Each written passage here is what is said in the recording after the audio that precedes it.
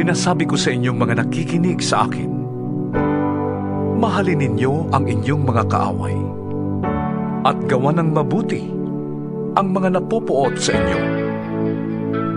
Pagpalain ninyo ang sumusumpa sa inyo at ipanalangin ang mga nang-aapi sa inyo.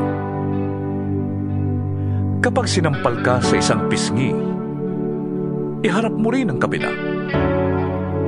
Kapag inagaw ang iyong balabal, huwag mong ipagkait ang iyong barong.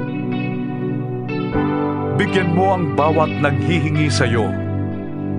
At kung may kumuha ng iyong ari-arian, huwag mo nang bawiin pa ang mga yon. Gawin ninyo sa iba ang ibig ninyong gawin nila sa inyo.